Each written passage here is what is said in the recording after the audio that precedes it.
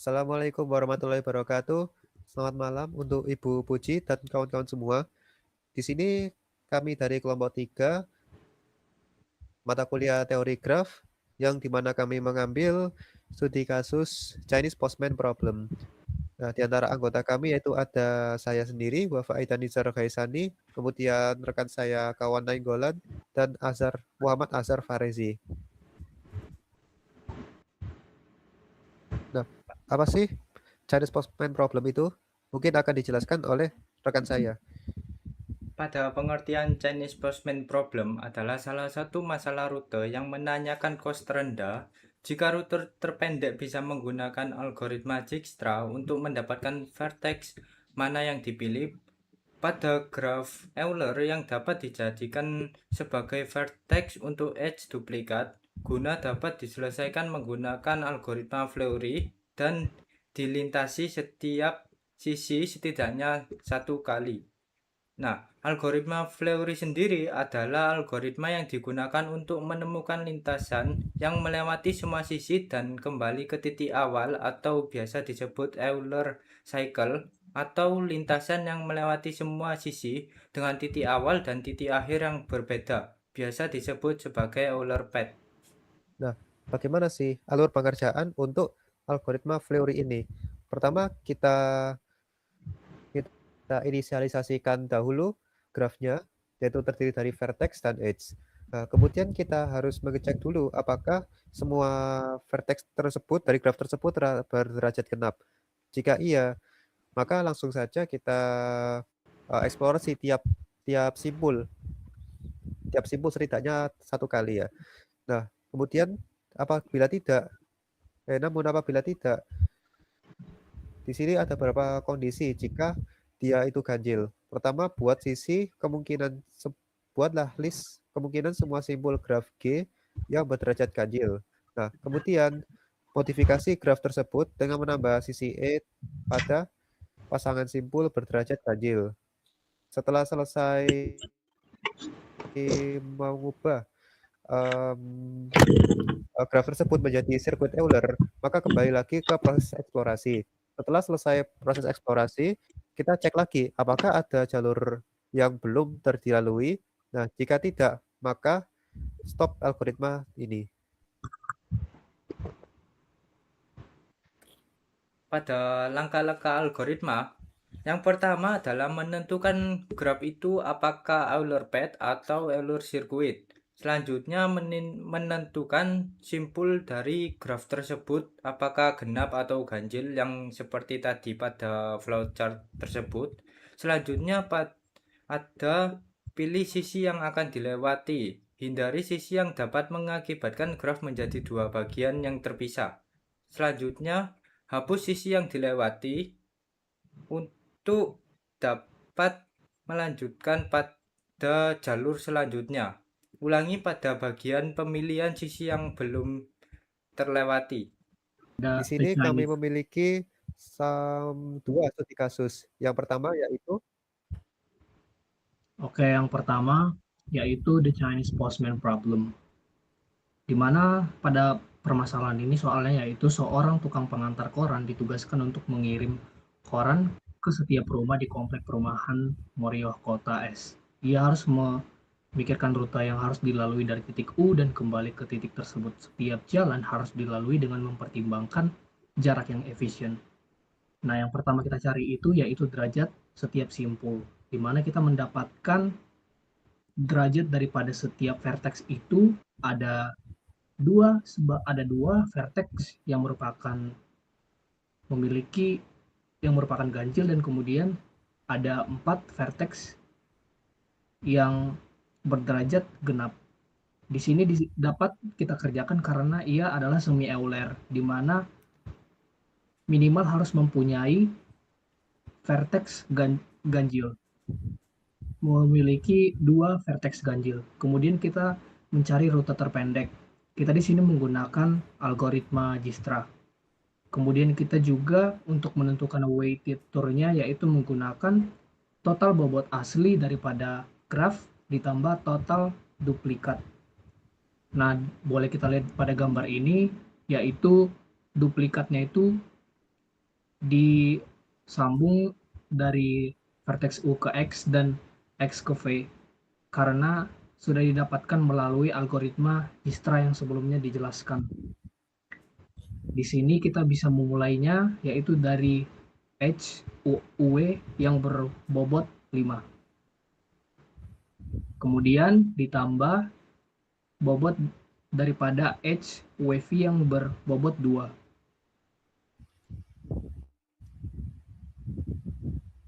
Selanjutnya ditambah HV dari vertex V ke Z yaitu yang bernilai 3.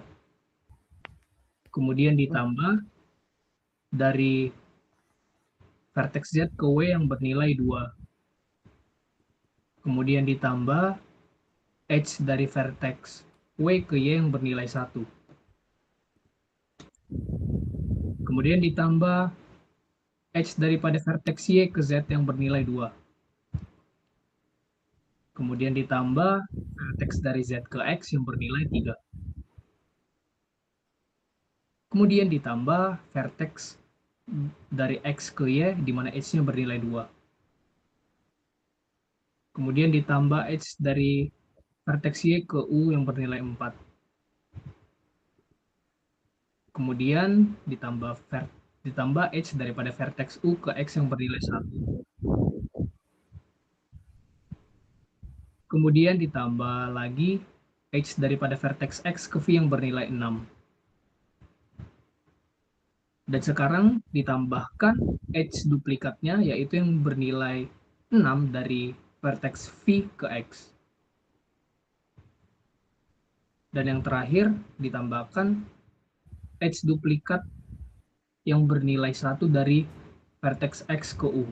Jadinya total optimal turnya atau total bobot jarak optimal daripada the Chinese Postman problem yaitu 31 yang dimana itu merupakan total bobot asli kemudian ditambah 7 sebagai total bobot duplikat. Jadinya jumlahnya daripada total bobot jarak optimal yaitu 38. Untuk contoh kasus kedua, di sini kami mengambil studi kasus berdasarkan kenyataan, yaitu di mana tukang sampah ditugaskan menyangkut sampah di Desa Kelangonan Giri, Kebomas, Gresik. Nah, mereka itu harus melalui jalan utama desa, seperti pada gambar di bawah ini.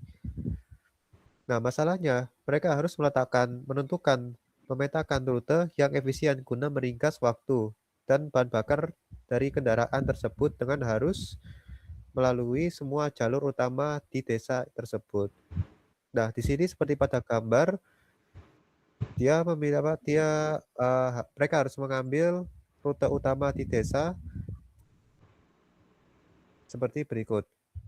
Nah, kemudian diuraikan dalam bentuk graf akan jadi seperti ini.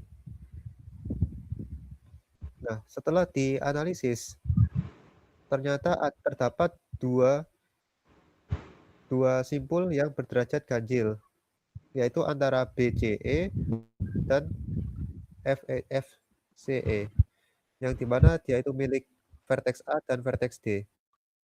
Nah, maka bisa disimpulkan bahwa graf ini merupakan graf semi-Euler atau Euler trail. Kemudian untuk pengerjaannya sama seperti sebelumnya, yaitu dimulai dari titik A. Nah, di sini dia memerlukan cos sebesar 7 menuju titik C. Kemudian dari simpul C melalui vertex 1 melalui H berbobot 1 menuju G.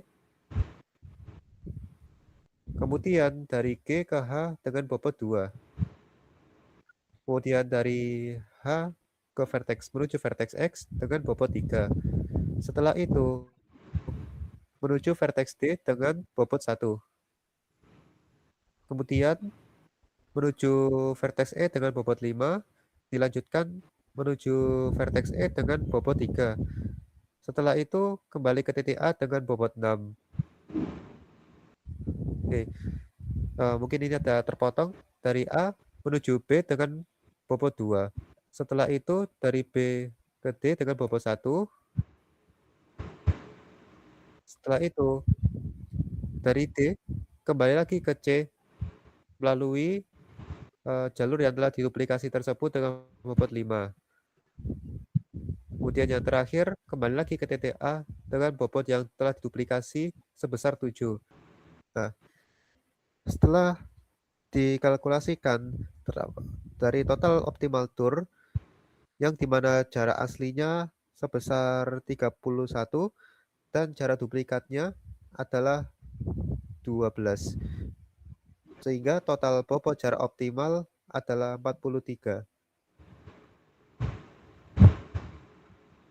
Adapun kelebihan dan kekurangan, yaitu kelebihannya yang pertama sederhana dan mudah dipahami. Logikanya sangat intuitif dan mudah diimplementasikan secara manual maupun diprogram untuk graf berskala kecil. Yang kedua yaitu akurat, terbukti secara matematis mampu menemukan sirkuit Euler atau yang biasa disebut juga jika semua simpul berderajat genap atau jejak Euler yang artinya jika terdapat tepat dua simpul berderajat ganjil. Dan kekurangannya yaitu kompleksitas waktu yang tinggi, di mana kompleksitas waktunya adalah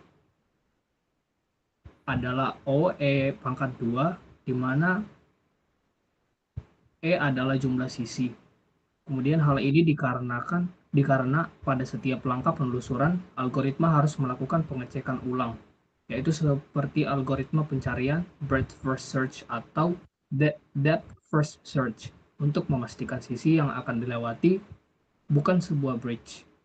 Kemudian yang kedua yaitu tidak efisien untuk graf besar. Pengecekan bridge yang berulang kali membuat algoritma ini sangat lambat dan boros komputasi jika diterapkan pada graf dengan ribuan simpul dan sisi. Dan yang terakhir yaitu batas penggunaannya. Hanya dapat digunakan pada graf yang sudah pasti memenuhi syarat graf Euler atau graf semi Euler, yaitu terhubung dan hanya memiliki 0 atau dua simpul berderajat ganjil. Dan yang terakhir yaitu kesimpulannya. Kesimpulannya yaitu algoritma Fleury adalah metode eksekusi jalur Euler yang andal dan sistematis. Ketika diintegrasikan dengan metode duplikasi sisi terpendek dalam Chinese Postman Problem, algoritma ini mampu menghasilkan solusi rute perjalanan kontinu yang memberikan total biaya atau bobot yang paling minimum atau yang biasa disebut paling optimal untuk efisiensi sistem logistik di dunia nyata. Nah, mungkin itu sekian yang dapat kami presentasikan. Kurang lebihnya mohon maaf atas kekurangan dan kesalahan. Terima kasih.